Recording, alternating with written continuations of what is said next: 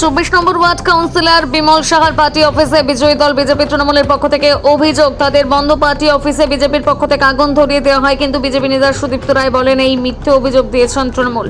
আমরা কখনোই দলের থেকে এই কাজ করা হয় না, আমরা জিতেছি, আমরা শান্তভাবে বজায় রাখার চেষ্টা করছি। কর্মীদের আমাদের ওপর যে দোষারোপ হয়েছে তা ভিত্তিহীন।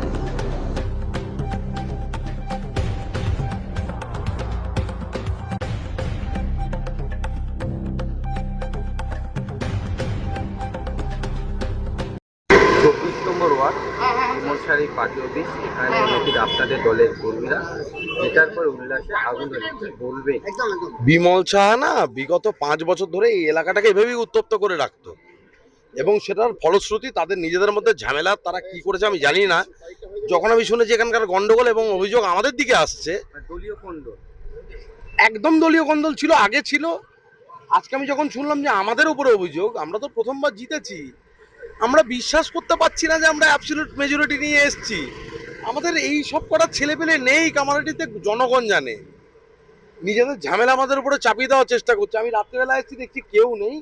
যদি পার্টি অফিসের উপরে হামলা হতো পার্টি অফিসে হতো, রাস্তায় কেন চলতো? তাহলে কি কোনোভাবে ষড়যন্ত্র করা হচ্ছে? একদম ষড়যন্ত্র, একটা ন্যারেটিভ ফিট করার চেষ্টা করছে। কোথাও কিচ্ছু নেই। আমি যা প্রথম বলেছি, আমাদের এলাকা শান্ত চাই। আমরা যেরকম চেয়েছিলাম, যেই জন্য পরিবর্তন চেয়েছিলাম, আমাদের এলাকা এরকম শান্ত চাই। তার দলীয় কর্মীদের কি বার্তা দেবেন আজকে? একদম আনন্দ আছে, ফুর্তি আছে, আমরা নিজেদের মতো থাকবো। কালকে সকালে উঠবো, আবার নিজেদের কর্মজীবনে ফিরবো। পরিবর্তন হয়েছে, এবার আমরা একদম সুষ্ঠু জীবন চাই, যেরকম আমরা ছিলাম, যে আমরা ফ্রিলি ঘুরতে পারবো, কোথাও ভায়োলেন্স হবে না, কোথাও গন্ডগোল হবে না, আমরা ঘুরতে পারবো, কেউ ভয় থাকবে না, আমরা এটাই চাই। তৃণমূল থেকে যে আপনাদের যে অগ্নিকাণ্ডের যে দোষ দেওয়া হচ্ছে, এটা তো সম্পূর্ণ মিথ্যা।